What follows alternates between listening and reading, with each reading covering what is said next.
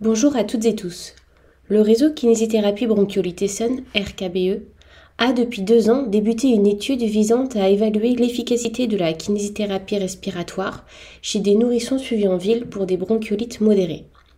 Thomas Baucher, kinésithérapeute à Savigny-sur-Orge et vice-président du réseau RKBE, porte cette étude en collaboration avec le service de pédiatrie du centre hospitalier sud-francilien et s'associe avec la CPTS Nord-Essonne-J pour vous en présenter les modalités pratiques. Bonne écoute. Alors, donc déjà, je voulais remercier la NFP de Paris-Vieille-Écosse de m'accueillir dans ses locaux afin de leur présenter l'étude Bronchiville et de permettre d'organiser un webinaire simultané pour essayer d'expliquer l'étude à un plus grand nombre de médecins.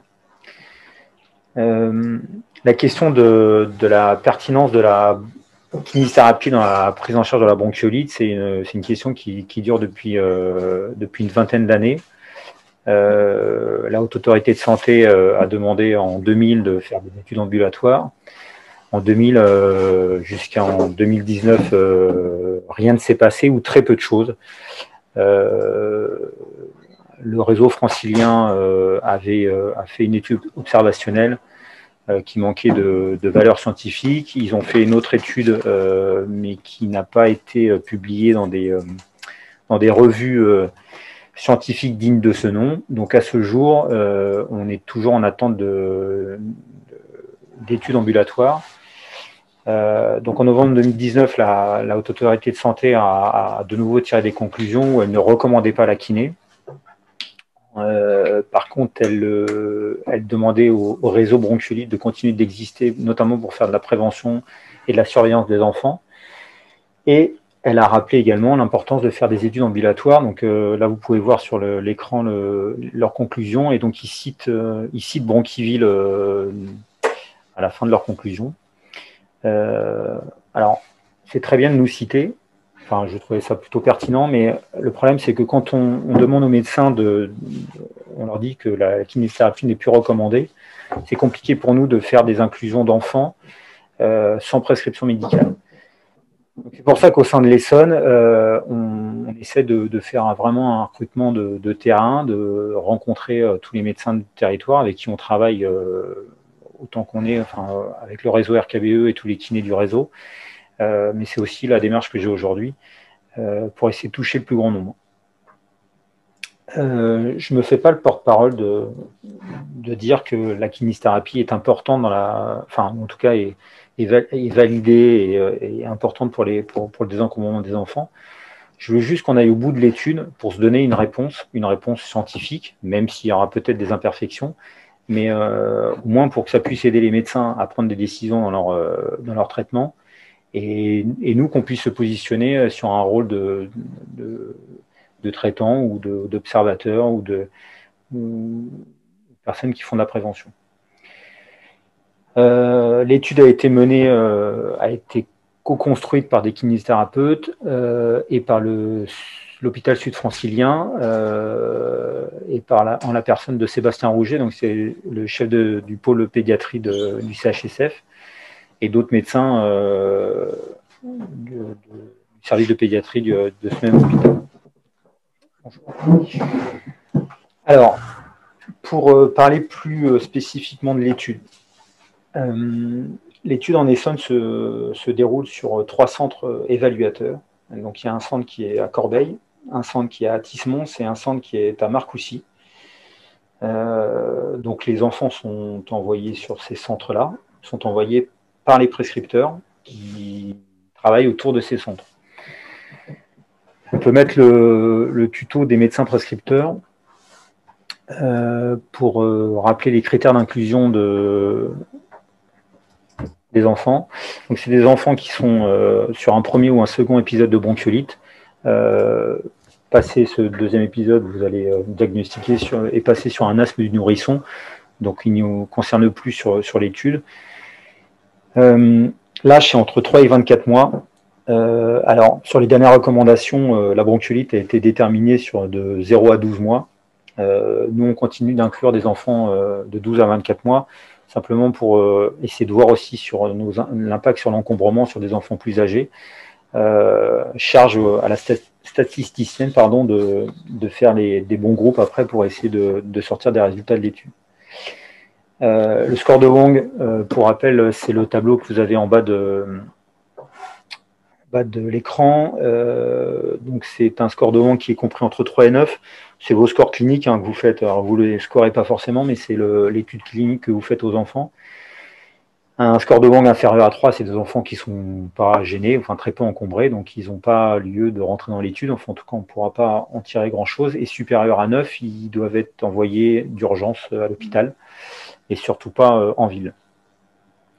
Il ne faut pas d'autres pathologies que la bronchiolite qui pourrait expliquer les syndromes respiratoires.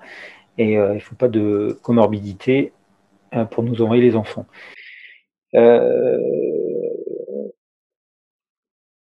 Les documents qui sont à remettre aux parents, alors ça c'était la première année, on vous demandait de leur donner tous les documents, le papier de consentement, le papier de non-opposition, ça c'est pour les publications, avec un fiche d'information.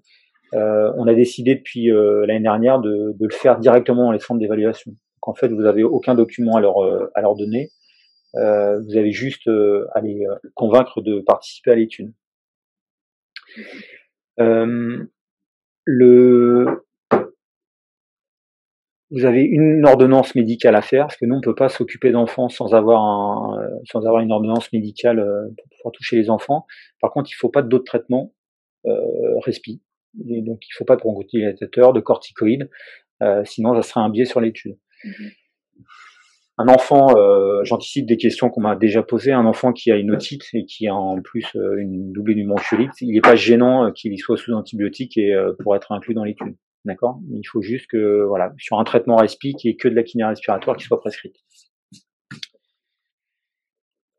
Donc, votre enfant, vous lui donnerez les numéros d'astreinte du kiné de permanence. Donc, pour ici, sur Paris-Vieille-Poste, il semblerait que les enfants viennent autour de la MSP, donc il serait envoyé sur Atismance, donc vous avez le numéro qui s'affiche, c'est le kiné qui va prendre tous les appels et qui va prendre des rendez-vous pour les parents. On commence dès cette semaine, enfin à partir de lundi prochain, ce qui veut dire que vos prescriptions peuvent courir à partir du 13 novembre. Donc c'est le vendredi en fin d'après-midi. Pour la simple et bonne raison, c'est que vous pouvez prendre les enfants vraiment dans le début de la bronchiolite sur une phase inflammatoire. Donc nous, ça sera intéressant de les voir à partir du lundi, donc il n'est pas du tout gênant de les voir que 3 jours après. Et dans les faits, les parents ne rencontrent pas toujours un kiné le jour où ils voient le médecin. J'en profite pour dire que les prescriptions qui sont faites le vendredi ou le samedi, l'idée est bien expliquer aux parents que c'est pour entrer dans une étude et pas d'aller dans le service de garde. Parce que les services de garde de RKBE fonctionnent les week-ends, donc alors nous on fait attention parce qu'on sait un peu d'où viennent les enfants, mais voilà, l'idée c'est de les orienter vraiment vers l'étude.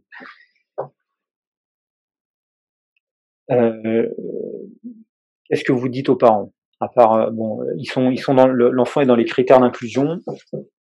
Le discours à tenir auprès des parents, c'est de dire déjà qu'aujourd'hui on ne sait pas si la kiné est efficace ou pas.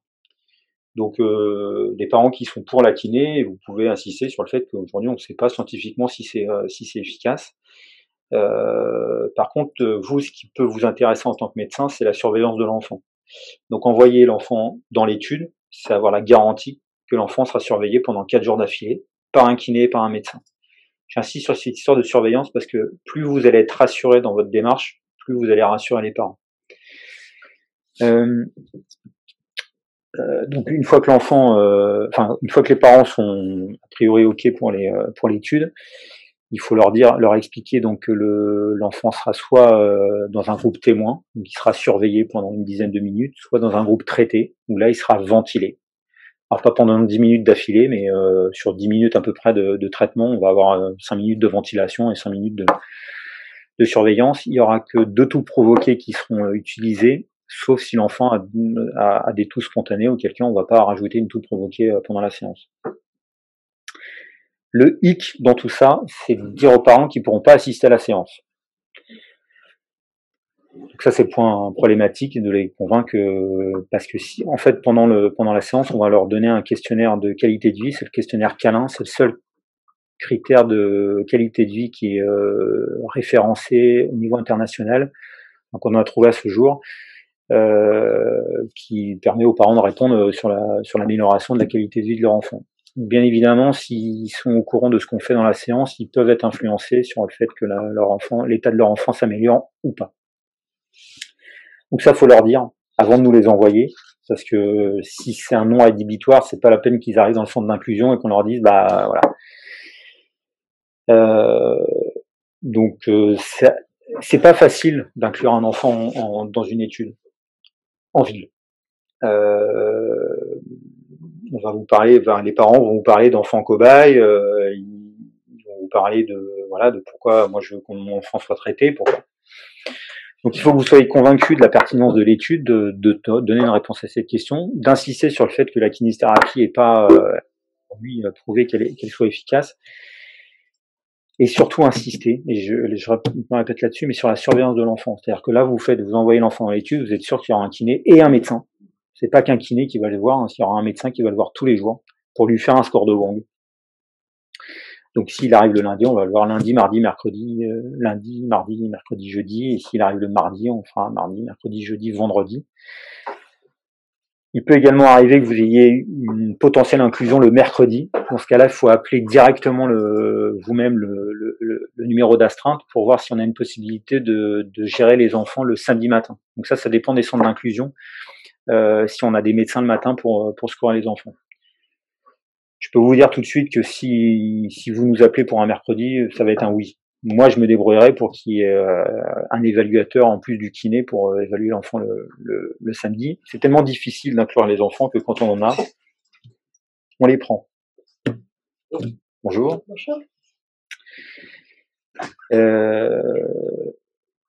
Donc, parler un peu plus précisément de ce qui se passe quand l'enfant arrive dans l'étude. Donc, quand les parents arrivent avec leur enfant au sein du centre d'évaluation, donc les kinés vont accueillir les parents. On va leur remettre donc la feuille de consentement à signer par les deux parents. Donc, bien évidemment, souvent on n'a qu'un seul parent qui vient, mais nous on s'engage. Les organisateurs de l'étude s'engagent au bout des 4 jours à avoir les 2 signatures. Si on n'a pas les 2 signatures, on sortira l'enfant de l'étude. Pour la simple et bonne raison, c'est qu'on va pas. Déjà que c'est difficile, en plus de prendre le risque qu'un des deux parents vienne nous faire des reproches judiciaires ou pas. Donc la fiche de consentement, la fiche de non-opposition, ça c'est pour pouvoir publier les résultats, et en plus une fiche d'information qu'ils pourront relire à tête reposée le soir même. Ils peuvent sortir de l'étude quand ils veulent.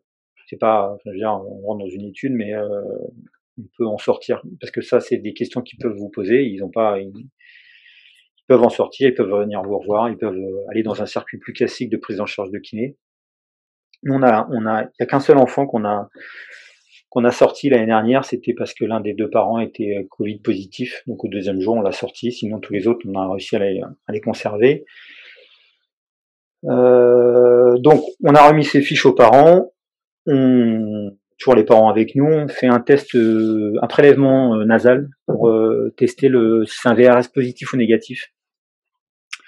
Ensuite, on fait une éducation thérapeutique pour le désencombrement rhinopharyngé, qu'on montre aux parents et qu'on leur explique de faire ça chaque jour, notamment avant la séance du lendemain.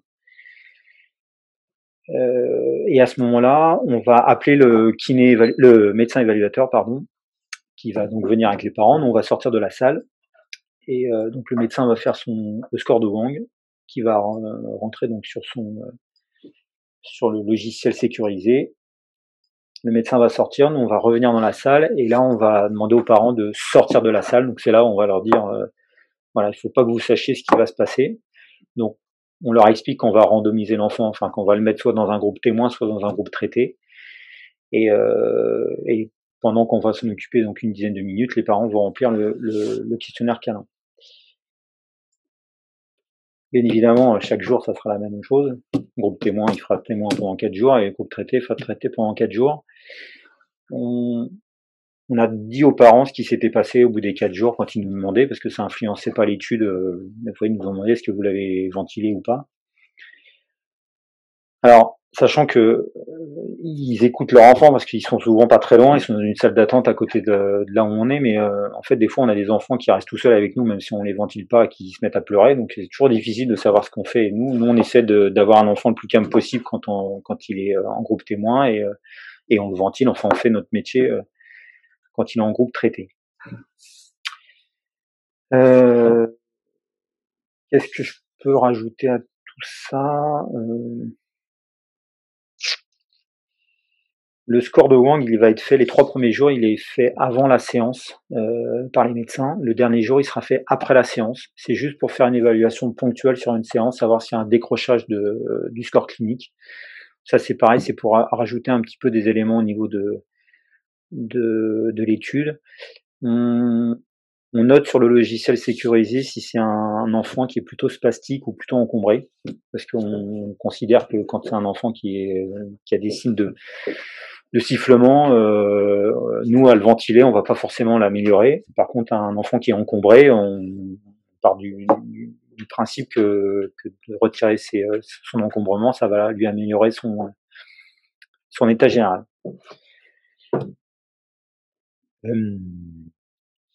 Voilà. Grossièrement, comment fonctionne l'étude. Après, est-ce que vous avez des questions? Est-ce qu'il y a des choses qui ont pas été claires? Comme je disais à ceux qui sont arrivés au début, je répète tellement souvent les mêmes choses que je finis par plus savoir ce que j'ai dit ou pas dit.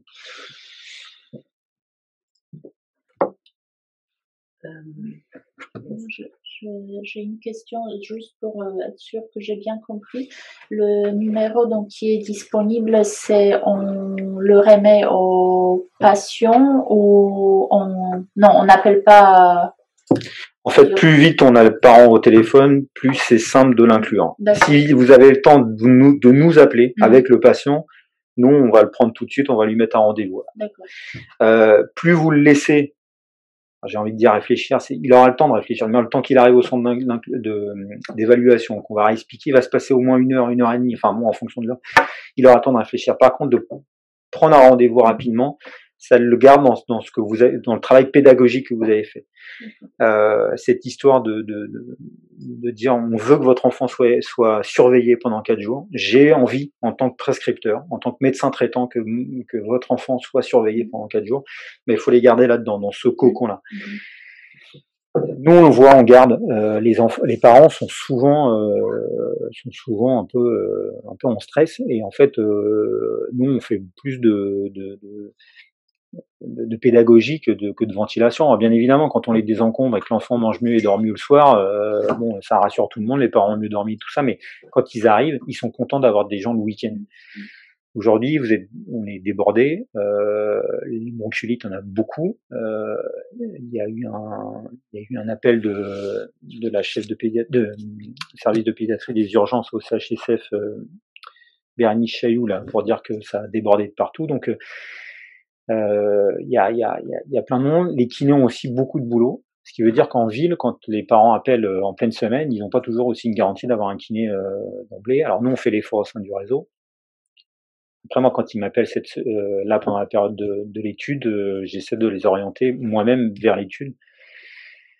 Pas parce que je veux pas les ventiler, mais parce que je pense que de répondre à cette question, ça nous permettra peut-être dans 1 an ou 2 de se dire ok, c'est très bien, on peut faire ça, ou pas le faire, ou faire différemment et envoyer les bébés vers les kinés, mais pour du désencombrement, pour de la surveillance, nous on va les ausculter, qu'ils soient en groupe témoin ou pas, de toute manière, ils auront leur score de Wang par les médecins, mais nous quand on va les regarder pendant 10 minutes, on les observe, on voit comment ils respirent, on voit s'il y a des critères de gravité. Donc tout ça, c'est aussi, si on sent qu'il y a quelque chose qui va pas bien, on arrête tout. Déjà, on rappelle le médecin prescripteur, parce que c'est vous qui donnez l'aval pour envoyer l'enfant. Donc voilà. Une question du docteur Vignon sur le nombre d'enfants inclus l'année dernière. Et combien il en faut théoriquement, et le numéro de centre, et la durée d'études. Alors, Katia, donc alors, les numéros, ils sont affichés. Là, je vais envoyer en fait dans chaque centre qui va prescrire, il y a les 3 numéros des kinés d'astreinte. Enfin, c'est pas les kinés d'astreinte, c'est les kinés les responsables de centre. Donc il y a un numéro à Corbeil, un numéro à Marcoussis, et un numéro à Tismons. Le mien c'est Marcoussis. Après, une fois que non. Ici c'est à Tismons. Assistatiquement, sauf si c'est des enfants qui viennent de plus loin. En fait, l'idée, c'est quand même de les mettre proches du centre, ou alors de là où ils veulent aller. Marcoussis, Corbeil et Athis-Mons. Oui, des documents comme ça. Les parents, enfin, il faut envoyer les parents là où ils veulent aller. Après, vous pouvez appeler le kiné, enfin le responsable de centre, ou alors c'est les parents qui l'appellent. En fait, ça dépend. Si vous dites lui, il faut que je l'appelle tout de suite parce que sinon, voilà, c'est vraiment votre sensibilité. Quoi qu'il arrive, s'il y a une difficulté, vous m'appelez moi. Donc moi, c'est le numéro de Marcoussis. Je vous trouverai la solution rapidement. Qu'est-ce que tu posais comme autre question? Les dates de l'étude. Oui, c'est 15 novembre.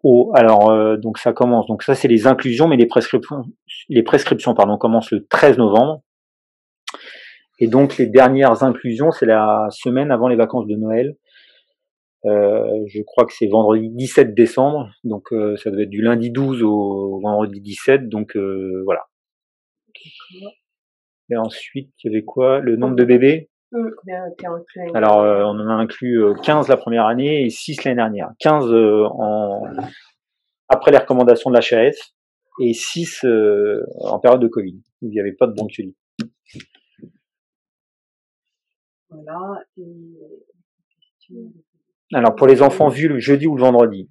Alors le vendredi, ils peuvent avoir une prescription et ça peut attendre jusqu'au lundi pour plein de raisons. Ça dépend à quel moment de leur bronchiolite ils sont. S'ils sont au début de leur bronchiolite, le fait qu'ils attendent 2-3 jours, ils vont juste sortir de leur phase inflammatoire et rentrer dans leur phase d'encombrement. Si de toute manière vraiment ils sont pas bien et que vous vous dites ça peut pas attendre, ils iront pas dans l'étude, ils iront en garde. Le jeudi, c'est une vraie problématique pour nous, parce qu'en fait, autant le mercredi, on peut pousser jusqu'au samedi matin dans les centres d'évaluation, parce qu'on a souvent des médecins dans les centres qui sont là le matin. Par contre, le jeudi, ça nous fait demander à avoir des médecins de permanence le dimanche. Et ça, c'était très compliqué. On a réfléchi à avoir à payer des médecins, des internes, et en fait, on se rajoute encore de la logistique et c'est compliqué. Donc, je préfère dire le jeudi. Faut pas que les enfants soient malades le jeudi en même temps. Pourquoi vous voulez les prendre le jeudi? Faites off le jeudi. Katia, tu travailles pas le jeudi, tu t'arrêtes. T'es pas là. Pas de souci. Le week-end en maison médicale de garde, j'imagine. Je comprends pas pourquoi. Pas de souci. Sinon, ouais. Si. RKBE, je peux dire. Tu peux me le dire verbalement, Katia, que je comprenne. En fait, ouais. Tu m'entends? Oui, je t'entends. Oui, d'accord, ok. Oui, si on voit les enfants sur nos vacations de maison médicale de garde, on peut les inclure pour qu'ils viennent le lundi, mardi, mercredi. Bien évidemment. C'est pas un critère de gravité qu'ils aient une maison médicale de garde? Non, le critère de gravité, c'est ton score de Wang. Et de toute façon, vous recevez des enfants en théorie, vous êtes censé recevoir des enfants en théorie qui viennent peut-être des urgences pédiatriques aussi. Oui, mais en fait, les enfants qui sont allés aux urgences et aux urgences, ils ont estimé qu'ils n'étaient pas en critères sévères, donc ils les ont pas gardés. Donc ils ressortent et là, ils peuvent venir directement dans l'étude. Et c'est ce que j'ai dit ce matin à Arpajon. De toute manière, à l'hôpital, quand ils sont trop, alors avant 3 mois, parce que c'est surtout pour ça aussi qu'on s'est mis entre 3 et 24 mois. Mais quand à l'hôpital, ils ont un doute, ils les gardent, donc comme ils les gardent, on les voit pas. Autre petite question, donc pas de traitement respiratoire, donc évidemment tout ce qui est ventoline, tout ça, ça sera des critères d'exclusion. C'est ça. Il faut pas de bronchodilatateur, pas de corticoïdes, que ça soit inhalé ou. Et puis la dernière chose, oui, en théorie, pour que l'étude ait une significativité, il faudrait combien de gamins? Alors, ce qu'on a prévu, c'est 168 enfants, donc 84 dans chaque bras. Après, il y a la statisticienne qui est là, donc elle peut. Si on a fait, enfin, le truc, c'est que ça c'est notre objectif. Après, j'imagine qu'on peut tirer des résultats à moins, mais c'est juste le protocole statistique qui va être un peu différencié. Mais je sais pas, Aurore, peut-être que tu peux répondre à cette question. Oui, j'allais répondre. Effectivement, dans l'idéal, on voudrait 168 enfants parce que ça permettrait d'avoir une étude qui est plus complète et qui est mathématiquement plus solide. Maintenant, on pourrait quand même travailler avec entre 60 et 100 enfants, mais ça serait idéal d'en avoir plus pour avoir plus d'informations possibles pour que les résultats soient les plus solides. Et c'est pas une étude qu'on va refaire tous les ans dans l'objectif. On a une période de quelques années d'études, donc on essaie d'avoir le plus d'infos possible. Mais là, on voit qu'au niveau des recrutements, c'est pas évident, surtout qu'on est passé par le Covid, donc c'est un peu compliqué. Et question naïve, c'est 168 sur l'année, ou est-ce que vous cumulez les résultats des enfants inclus au fur et à mesure des années? Ah oui, c'est 168 en tout, sur l'ensemble de l'étude qui couvre plusieurs années. D'accord, ok. Non, mais Katia, je vais rebondir sur ce que tu dis. Oui, c'est l'objectif que je te donne cette année. C'est 10 enfants par semaine et par centre. Donc, sur 3 centres, 5 semaines, ça fait 150 et c'est bon. À faire ou à renvoyer? Non, mais c'est très bien. C'est très pertinent, ta réflexion. Donc, reste là-dessus. Moi, ça me va. D'arrêter à la fin de l'année, je signe. Ça serait top. Mais ça serait top. C'est la 4e année, là, que tu fais? 3e. Troisième. On a déposé le protocole en début 2019.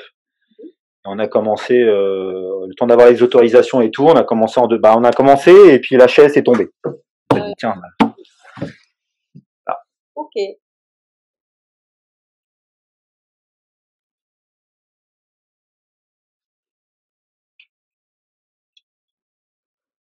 Tout est clair, tout est limpide.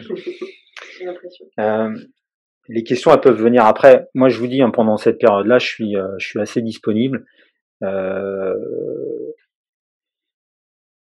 Il faut, dès que l'enfant rentre dans les critères, il faut se battre. Enfin, il faut pas pousser les enfants. Enfin, faut pas pousser les parents quand vraiment ils veulent pas. Mais c'est un vrai travail à faire. Et je crois qu'on apprend. En fait, tous les médecins qui ont déjà participé, ils ont eu des refus. Et en fait, au fur et à mesure, notre discours il évolue et on y arrive de mieux en mieux. Faut pas prendre à la légère. Inclure un enfant en ville, c'est compliqué. Convaincre des parents, c'est compliqué. L'année dernière, alors c'était la période du Covid, on a quand même eu une réflexion de parents qui voulaient, pour le coup, ça avait mal été expliqué par le médecin prescripteur, ça venait de l'hôpital de Corbeil, des parents qui voulaient ne pas assister à la séance parce qu'ils avaient peur qu'on injecte quelque chose à leur enfant, une puce. Donc, non mais voilà, donc ça peut aller loin. Donc c'est important de coucouner vos parents. En plus, vous pouvez les connaître, parce que c'est des patients que vous connaissez. Il faut les coucouner, il faut les rassurer, il faut leur dire que vous les envoyez chez des gens que vous connaissez aussi, parce que ce côté un peu de proximité, c'est important. Moi, quand je me déplace, c'est vrai que l'année dernière, on n'a pas pu se voir parce qu'il y avait le Covid mais c'est important aussi de se rencontrer, voilà, on ne voit pas les enfants n'importe où. Ça reste c'est les mêmes kinés qui font les gardes et qui font l'étude. Donc on est pareil, on respecte le protocole, mais on répond aux questions, aux inquiétudes. Ce matin, on me demandait si les médecins évaluateurs pouvaient répondre aux questions des parents. Bien évidemment, il peut se passer plein de choses en 4 jours. Il peut se passer de la fièvre, il peut se passer. Les médecins évaluateurs, ils vont répondre aux parents. Après, ils vont pas se substituer aux prescripteurs. Ils vont juste remplir leur score de Wang, passer le temps et dire si tout va bien, si tout va pas bien. Ils vont pas. Alors c'est sûr qu'un enfant qui peut se dégrader, mais qui reste dans une norme de score de Wang, ils vont éviter d'alarmer les parents pour que voilà. Donc c'est une relation de confiance. Après, quoi qu'il se passe, moi j'ai toujours dit, il faut qu'il y ait de la communication, que ça soit une inquiétude d'un prescripteur, d'un évaluateur. Il faut parler. Moi, vous pouvez tous, c'est moi qui reste chef de projet, donc je serai là pour faire le lien. Je veux juste que tout le monde ait conscience, c'est que ces enfants-là qui vont être pris pendant 4 jours, ils vont être Ils vont être vraiment hyper surveillés. C'est-à-dire qu'aujourd'hui, vous ne pouvez pas avoir la même surveillance en ville quand vous prescrivez de la kiné ou pas. Bon, il y aura un kiné, mais il sera tout seul. Et que d'avoir 2 professionnels de santé qui surveillent, je vois pas comment on peut faire mieux. Peut-être qu'on voudra faire ça après à terme, mais voilà. Donc, je sais que c'était Émilie qui faisait revenir les enfants tous les jours pour essayer de les surveiller, mais c'est hyper lourd pour vous médecins. Donc voilà, donc ça peut être aussi le boulot des kinés à terme, en fonction des résultats de l'étude.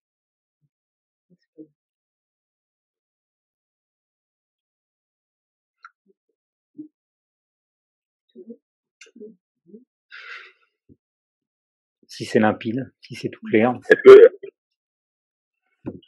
Est-ce que tu as abordé la problématique donc de l'accompagnement de ses parents?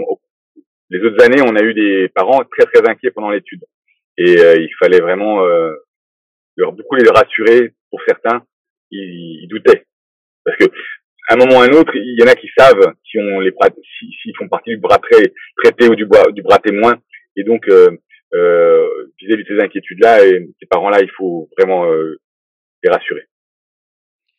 Oui, il faut les rassurer. Après, c'est le boulot des kinés. De toute manière, à l'issue des 4 jours, je le disais tout à l'heure, on peut dire aux parents si on les a traités ou si on les a juste surveillés. À l'issue de l'étude, rien n'empêche, sous une discussion très formelle téléphonique par le médecin prescripteur, de dire bon voilà, il était groupe témoin, qu'est-ce que vous voulez qu'on fasse? Est-ce qu'on l'envoie chez le kiné puis on fait de la kiné? Il faut rester honnête vis-à-vis des parents. Je crois que là, en fonction des parents, la problématique de la kinésithérapie avec la bronchiolite, c'est des polémiques qui existent depuis des années. Chaque année, on y a le droit. Alors, les journaux, et voilà, et kinés, et puis on voit les affiches des kinés qui sautent sur les bébés à pieds joints, limite. Enfin, il y a toujours des images un peu choc. Donc les parents, ils sont au courant que la kiné, c'est impressionnant. Il y en a qui sont pour, il y en a qui sont contre, parce que chacun a son histoire, chacun a son passif.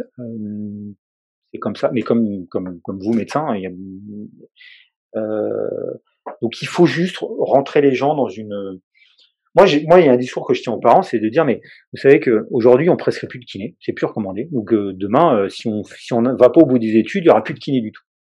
Et il y en aura plus parce que on va considérer que vos enfants peuvent rester chez eux en toute surveillance, enfin la surveillance de vous-même, en toute sécurité.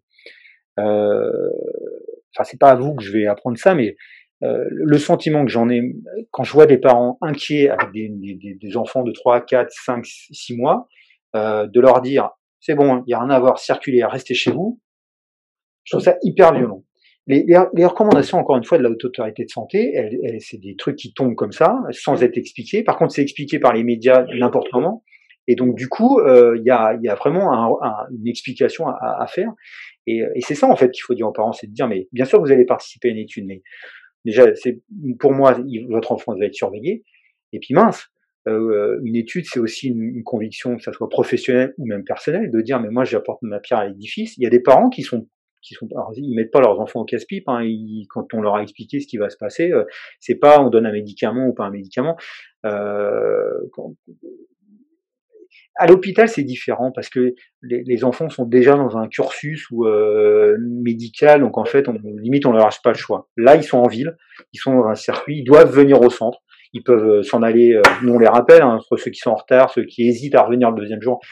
Quand je vous dis on en a perdu perdu parce qu'on l'a sorti à cause de Covid, les autres, il y en a certains, on s'est battus, on les a rappelés, on leur a dit ici, il faut venir, c'est important, machin. Donc c'est dur. Donc vraiment, ne croyez pas que d'inclure un enfant, c'est facile. Qu'il faut, et je vous dis, en général, au début, on se trompe, mais il faut se tromper pour y arriver en même temps, pour changer son discours. Je pense que c'est ce qu'on dégage, son assurance de dire, voilà, moi j'évolue aussi mon discours dans ce que je vous explique. Et je pense aujourd'hui que le meilleur discours, c'est de dire je veux, en tant que prescripteur, que votre enfant soit surveillé. Et la seule réponse que j'ai aujourd'hui, à part de venir me voir tous les jours, c'est qu'il soit vu. L'étude répond à cette problématique-là. Et là, moi, j'ai aucune. Enfin voilà. Si ça va pas bien, je serai au courant. Et donc, je vais pouvoir après agir en conséquence.